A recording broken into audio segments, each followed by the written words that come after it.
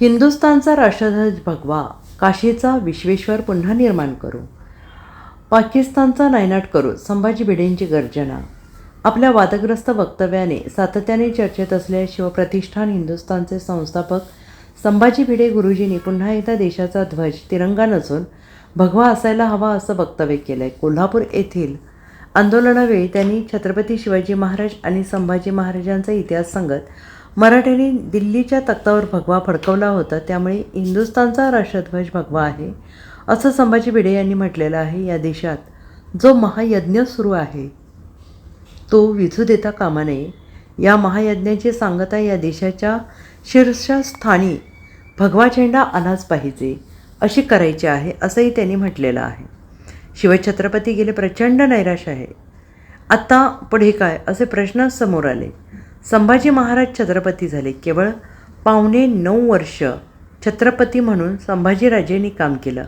आपल्या वडिलांना शोभेल असं काम केलं. वडिलांच्या तोडीस तोड कर्तृत्व त्यांनी करून दाखवलं. त्यानंतर अतिक्रूर मरण त्यांच्या वाट्याला आलं. संभाजी महाराजांची जी हत्या झाली ती औरंग्याने नीचपणा केला. या सगळ्या प्रश्नांना उत्तरं फिरोजी फर्जंद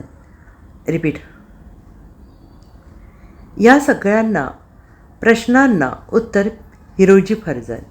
शिवछत्रपतींचा भाऊ होता तो सगळ्यांना म्हणाला, शिवाजी महाराजांची आठवण करा, आपण रायगडला जाऊयात, महाराज शेवटी ज्या जागेवर होते तिथे जाऊयात.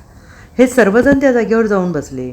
महाराजांच्या सर्व आठवणीतून धारकरी मराठा मंडळी उठली. महाराष्ट्रातील धारकऱ्यांनी कन्याकुमारी ते काश्मीर उभे आडवे 3200 किलोमीटर लांब 3200 किलोमीटर आडवे असं राज्य केलं. सारा देश पादाक्रांत केला. दिल्लीचं मुघलांचं तख्त तोडलं, तुकडे केले आणि मराठ्यांनी लाल किल्ल्यावर 1784 ते 1803 भगवा फडकवून 19 वर्षे हिंदवी स्वराज्याचं राज्य केलं.